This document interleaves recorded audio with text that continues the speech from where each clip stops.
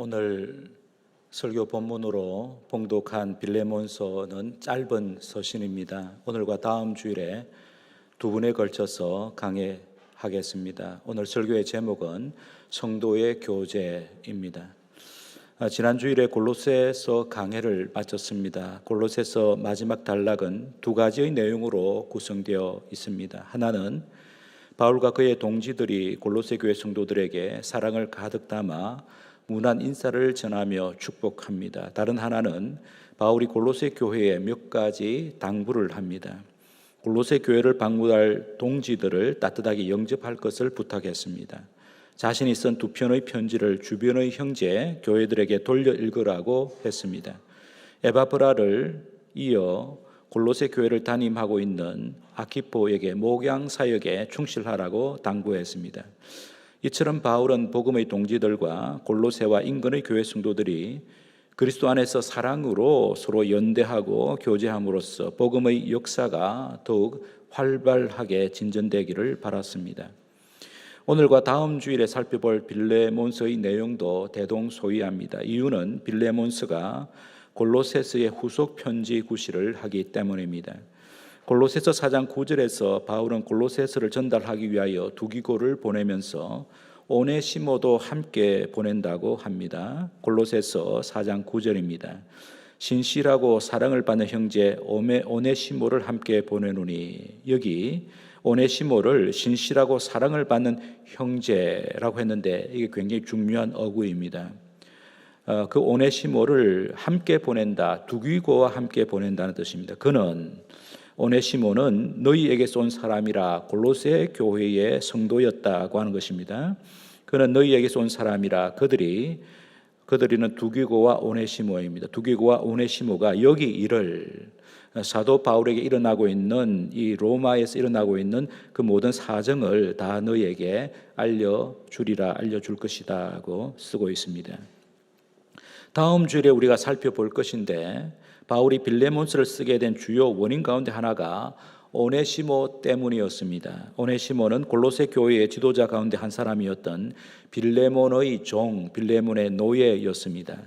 빌레몬의 종이었던 오네시모가 주인 빌레몬에게 뭔가 피해를 입히고 로마로 도망을 가는데 거기서 바울을 만나 복음을 듣고 회심하게 됩니다. 그런데 바울은 그리스도 안에서 신실하고 사랑받는 형제가 된 오네시모를 그의 주인 빌레몬에게로 되돌려 보내면서 편지를 써서 두기고와 오네시모 편으로 전달하게 합니다. 그 편지가 우리가 지금 살펴보고 있는 빌레몬서입니다. 그때 골로새서도 함께 전달하게 했습니다. 골로새서와 빌레몬서를 비교하여 읽으면 두 편지에 같은 인물들이 등장합니다. 바울과 디모데가 공동 발신인입니다. 오네시모는 물론 에바브라, 아키포, 마가, 아리스타고 누가, 데마도 등장합니다. 그러므로 골로새서와 빌레몬서는 같은 시기에 골로새 교회에 보낸 바울의 편지로 보는 것이 좋겠습니다.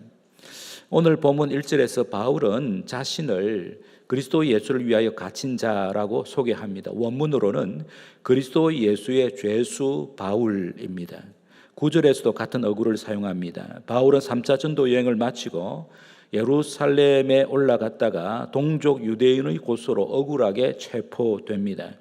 가이사라에서 2년간 구금 생활을 하다가 로마 황제에게 상소하여 로마로 호송되었습니다. 지금 바울은 로마의 한 셋집에서 재판을 기다리면서 이 편지를 쓰고 있습니다. 그 당시 바울은 60이 되어가는 노인이었습니다. 그래서 9절에 보면 나이가 많은 나 바울이라고 자기를 소개하고 있습니다. 1절에서 바울은 이 편지를 디모데와 함께 쓰고 있다고 말하는데 공동 발신자인 디모데를 형제라고 부릅니다. 바울이 이 편지를 쓸 때에 디모데가 곁에서 큰 도움을 주었다는 뜻입니다. 디모데는 연금 생활을 하고 있는 바울의 가장 큰 위로자요 동지였습니다. 이 편지의 수신인은 골로새에 거주하고 있는 빌레몬과 자매 아비아와 아키포와 빌레몬의 집에서 모이고 있는 교회입니다.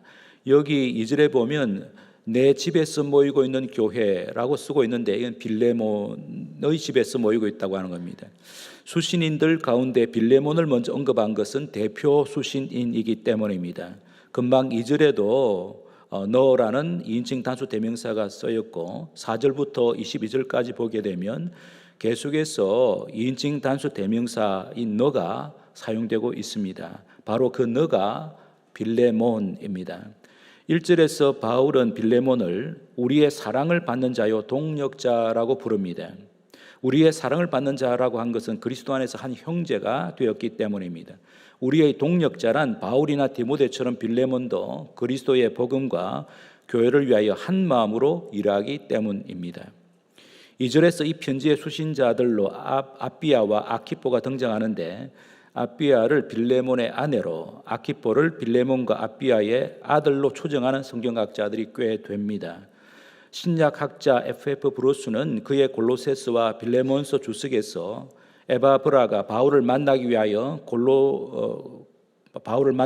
로마로 간 후에 아키포가 골로새 교회의 새 사역자, 목사가 되었다고 주장하는데 그 근거 구절로 본문 2절에 우리와 함께 병사가 된 아키포라는 어구와 골로새서 4장 17절을 들고 있습니다. 골로새서 4장 17절에 이런 기록이 있습니다. 아키포에게 이르기를 주 안에서 받은 직분을 삼가 이루라고 하라. 여기 주 안에서 받은 직분이란 그리스도의 복음과 교회를 위하여 일하는 사역자를 뜻합니다. 우리와 함께 병사가 되었다는 것은 바울과 디모데의 동료 병사가 되었다라는 뜻입니다. 병사가 지휘관의 명령에 절대 복종해야 하는 것처럼 복음의 사역자들이 주님이신 그리스도에게 절대적으로 헌신과 충성을 바쳐야 한다는 뜻입니다. 그러므로 그리스도의 병사가 된 아키포는 거짓 교사들로부터 골로새 교회를 지켜야 할 막중한 책임이 있습니다. 빌레몬의 집에 있는 교회도 빌레몬서의 수신인입니다. 빌레몬은 자기의 집을 골로새 교회의 모임 장소로 제공했습니다. 기독교가 로마의 공식 종교로 인정을 받은 것은 주 4세기였는데 그 전까지는 교회가 예배 모임을 위한 독립 건물을 가질 수 없었습니다. 박해 때문에 그랬습니다. 그래서 개인의 집에서 모였는데 이른바 가정교회이지요. 그런데 골로새에는 빌레몬의 집에서 모이는 가정교회가 있었습니다. 그러므로 빌레몬은 골로새 교회의 헌신된 지도자였다고 할 수 있겠습니다. 3절에서 바울은 수신자들에게 은혜와 평강을 기원합니다. 1절에서 3절 말씀까지 제가 금방 해설을 했는데 함께 읽어보겠습니다. 1절부터 3절입니다. 같이 읽겠습니다. 그리스도 예수를 위하여 갇힌 자 된 바울과 미 형제 디모데는 우리의 사랑을 받는 자여 동력자인 빌레몬과 자매 아비아와 우리와 함께 병사 된 아키포와 내 집에 있는 교회에 편지하노니 하나님 우리 아버지와 주 예수 그리스도로부터 은혜와 평강이 너에게 있을지어다. 바울 당시에 헬라 사람들이 인사할 때 카이레라고 했습니다. 당신에게 기쁨이라는 뜻입니다. 바울이 쓴 은혜, 이건 카리스인데 카리스와 카이레 그 어원이 같습니다. 그 당시 유대인들은 샬롬이라고 인사했습니다. 당신에게 평강이라는 뜻입니다. 바로 헬라 사람들의 인사와 유대 사람들의 인사를 합쳐서 기독교의 독특한 인사를 만들었습니다. 이것은 인간의 언어로 표현할 수 있는 최상의 복을 의미합니다. 그 은혜와 평강은 성부 하나님과 성자 예수님께서 베푸시는 모든 복의 총칭이라고 해도 좋겠습니다. 성경에서 표현된 은혜는 지난 주일에도 말씀드렸듯이 죄인을 용서하시고 구원하셔서 자기의 자녀가 되게 하시는 하나님의 자비로운 행위를 일컬을 뿐만 아니라 예수님을 구주와 주님으로 믿는 우리를 자녀로 삼으신 하나님 아버지께서 계속하여 우리를 돌보시고 책임지시고 후원하시는 끈질긴 사랑을 뜻합니다. 평강은 하나님과 화목하게 된 자가 누리는 부족함이 없는 상태를 뜻합니다. 여호와는 나의 목자시니 내게 부족함이 없으리로다 라고 노래한 다윗의 마음 상태가 평강입니다. 이러한 자는 바울이 고백한 대로 하나님을 사랑하는 자고 그 뜻대로 부르심을 입은 자들에게는 모든 것이 합력하여 선을 이룬다라는 흔들리지 않는 확신이 생깁니다. 이 확신은 하나님께서 나를 변함없이 사랑하신다는 확신입니다. 이것이 복음이 우리에게 주는 구원의 확신인데 그로써 우리는 평안을 누리게 되지요. 이어서 바울은 빌레몬의 사랑과 믿음을 칭찬하면서 하나님께 감사하는 기도를 올립니다. 4절에서 6절까지의 말씀입니다. 자, 4절부터 6절까지도 우리 함께 읽겠습니다. 같이 읽겠습니다. 내가 항상 내 하나님께 감사하고 기도할 때에 너를 말함은 주 예수와 및 모든 성도에 대한 내 사랑과 믿음이 있음을 들음이니 이로써 내 믿음의 교제가 우리 가운데 있는 선을 알게 하고 그리스도께 이르도록 역사하느니라. 바울이 빌레몬에 관하여 들어서 알게 된 사실 두 가지가 있다고 5절에서 밝히고 있습니다. 빌레몬이 모든 성도들을 사랑하고 있다는 것과 주 예수를 향한 믿음을 가지고 있다는 것입니다. 주 예수를 향한 믿음이 뿌리라고 한다면 모든 성도를 향한 사랑은 열매라고 할 수 있습니다. 그래서 믿음과 사랑은 그리스도인에게 항상 동반되어야 할 덕목입니다. 그 사랑과 믿음의 덕목이 빌레몬에게서 두드러지게 나타나고 있다는 소식을 들은 바울은 빌레몬을 생각할 때마다 항상 하나님께 감사하는 기도를 올리고 있다라고 밝히고 있습니다. 빌레몬의 사랑과 믿음이 하나님께서 빌레몬에게 하사하신 은혜로운 선물이기 때문입니다. 6절에서 바울은 빌레몬을 위하여 간구합니다. 빌레몬서를 주석한 길성남 교수는 6절을 이렇게 번역합니다. 그대가 우리 가운데 있는 모든 선을 깨달음으로써 그대의 믿음의 교제가 그리스도를 위하여 효력이 있게 되기를 기도합니다. 여기에 기도합니다라고 첨가하여 번역하고 있습니다. 이 구절에서 가장 중요한 단어는 교제입니다. 원어로 코이노니아입니다. 내 믿음의 교제란 빌레몬이 믿음을 가지고 있기 때문에 가능하게 된 교제를 뜻합니다. 확장하면 예수님을 구주와 주님으로 믿는 성도들이 나누는 교제를 뜻합니다. 즉 올바른 믿음이 성도 간에 참된 교제를 가능하게 한다는 뜻입니다. 여러분에게 하나님께서 주신 믿음이 있으면 그 믿음에 걸맞은 행위가 나타나게 마련입니다. 야고보 사도는 행위로 드러나지 않는 믿음은 죽은 믿음이라고 했지요. 행위로 드러나지 않는 믿음은 성경이 말하는 믿음이 아니라 가짜 믿음입니다. 믿음에 걸맞은 행위란 간단히 말하면 사랑의 실천입니다. 그 사랑의 실천의 목표는 하나님께서 우리에게 맡겨주신 모든 사람들을 자기처럼 사랑하는 것입니다. 그 사랑의 실천 안에 교회의 형제 자매들을 사랑하는 것도 포함되어 있습니다. 그러므로 성도의 교제는 믿음의 당연한 결과입니다. 더 나아가 성도의 교제를 통하여 우리의 믿음이 견고하게 성장합니다. 그러하기에 교회 생활이 너무너무 중요합니다. 교회 생활 없이는 믿음의 성장이 불가능합니다. 종교개혁자 칼빈이나 믿음의 훌륭한 선배들이 교회를 성도의 어머니라고 말했는데 바로 그 뜻이 그렇습니다. 교회 생활 없이는 성도들이 함께 주님 안에서 교제하지 아니하고는 믿음이 올바르게 성장할 수 없다라는 뜻이 바로 그 뜻입니다. 성도 여러분, 한박교회 안에서 저와 여러분이 서로 사랑으로 교제하지 않으면 우리의 믿음이 올바르게 성장할 수 없다는 것을 잊지 말아야 합니다.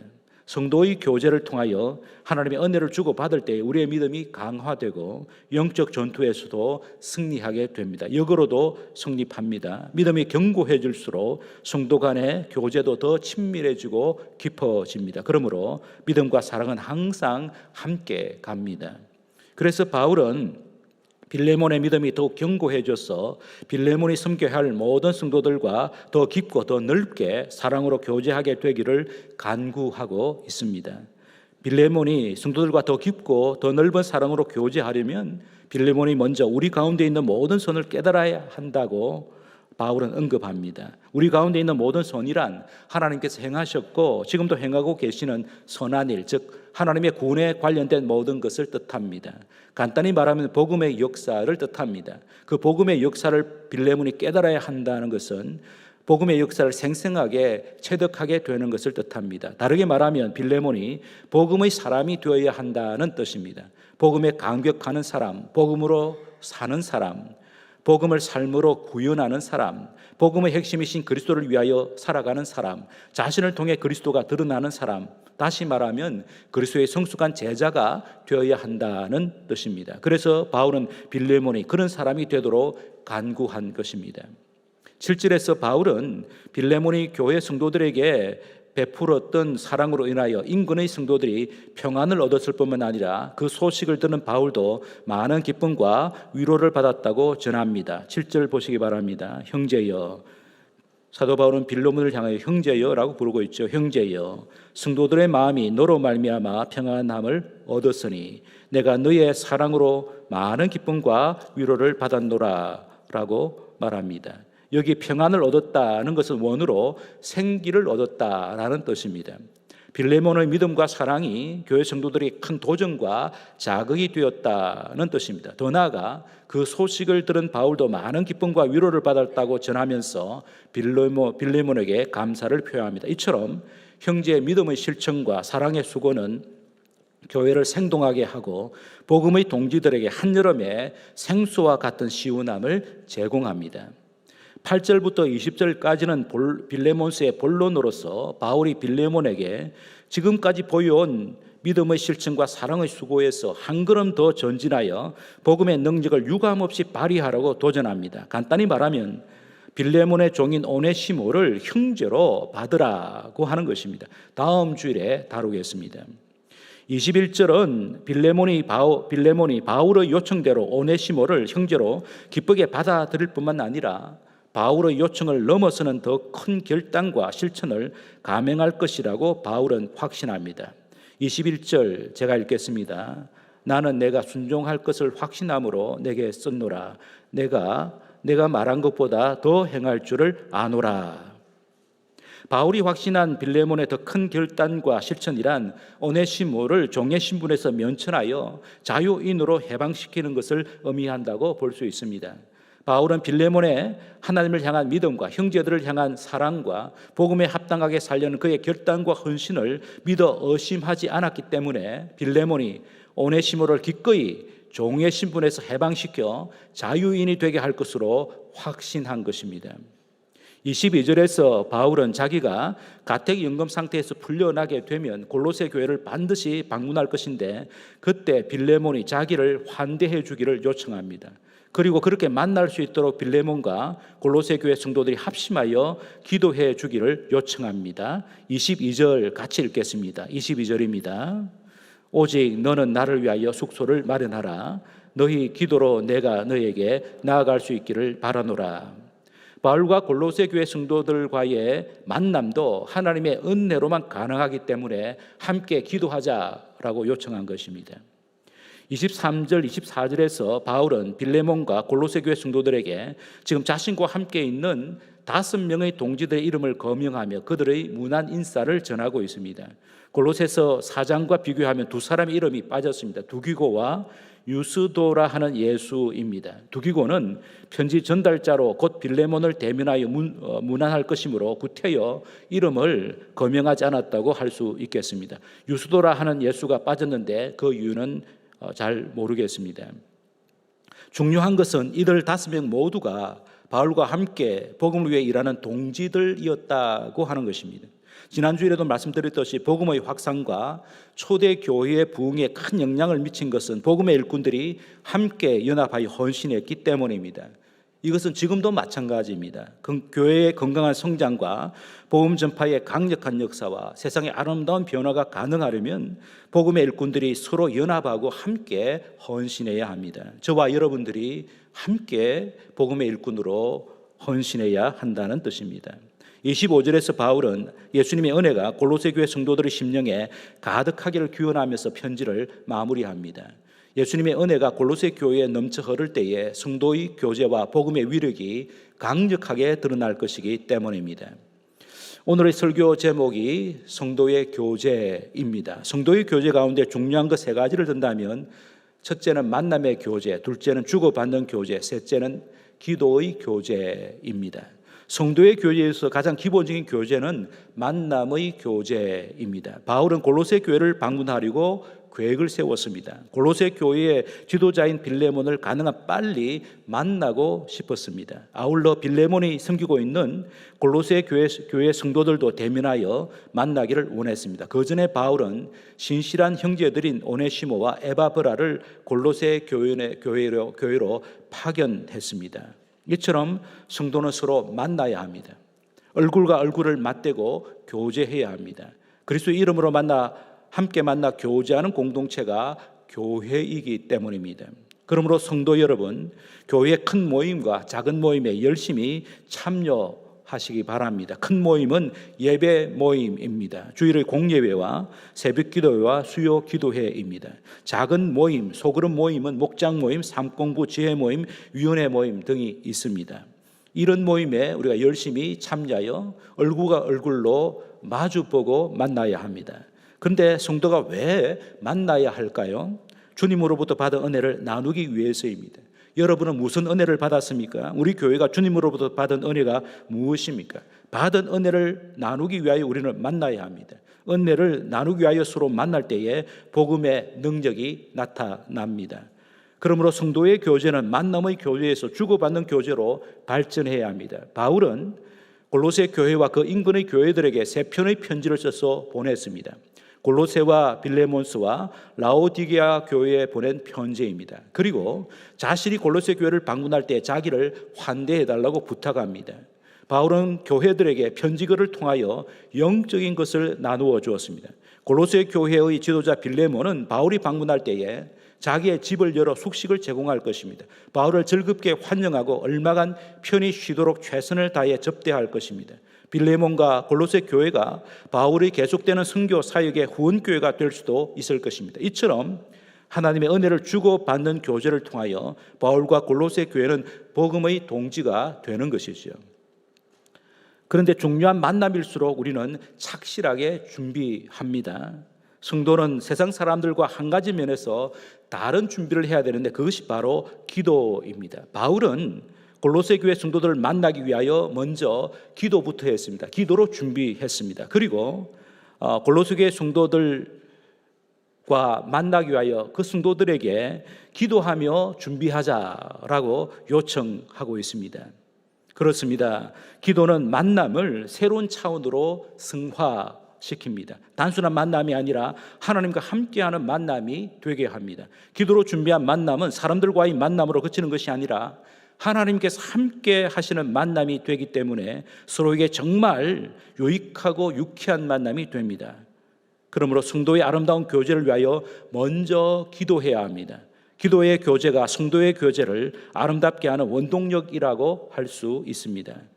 주일의 만남을 위하여 우리가 기도해야 될 이유가 여기에 있는 것입니다. 목장 모임을 위하여, 지혜 모임을 위하여, 성경 모임을 위하여 기도해야 합니다. 무슨 모임인지 먼저 기도해야 하겠습니다. 그러면 성령님께서 그 모임에 역사하십니다. 여러분의 불신자와 만날 때에도, 거래처 사람들을 만날 때에도, 친구들을 만날 때에도, 연애할 때에도, 선을 볼 때에도 기도해야 합니다. 무슨 모임에 가더라도 기도부터 하고 가야 합니다. 그래야 분별력이 생기고 악에 빠지지 않습니다. 상대편을 유익하게 할 수 있습니다. 하나님의 뜻을 발견할 수 있습니다. 하나님의 뜻을 잠잠히 기다릴 수 있는 인내하는 마음을 갖게 합니다.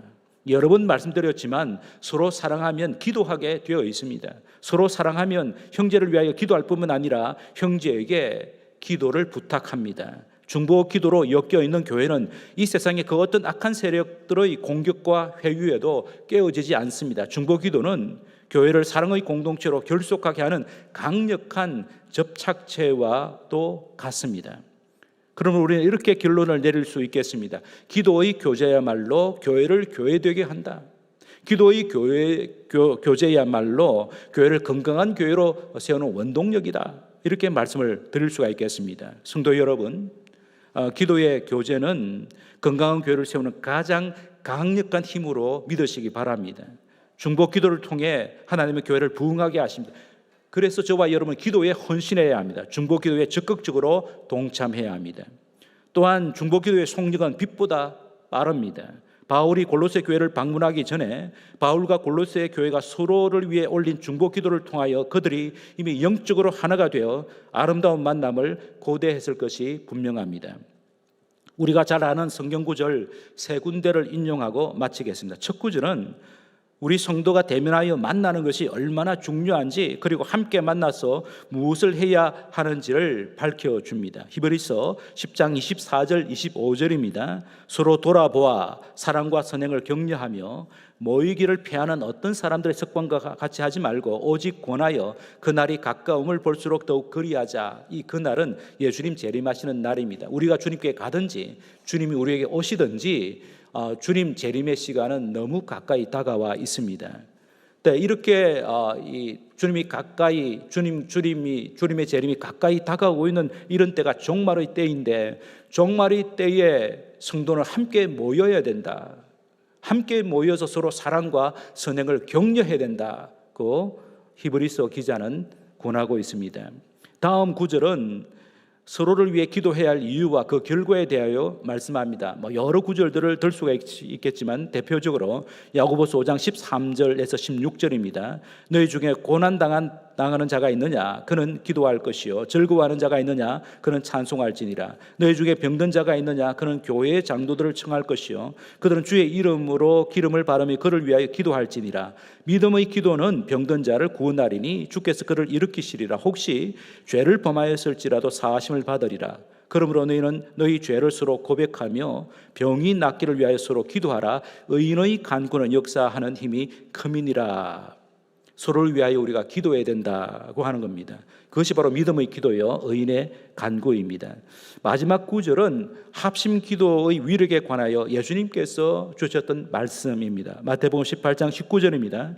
진실로 다시 너희에게 이르노니 너희 중에 두 사람이 땅에서 합심하여 무엇이든지 구하면, 합심하여 기도하면 하늘에 계신 내 아버지께서 그들을 위하여 이루게 하시리라.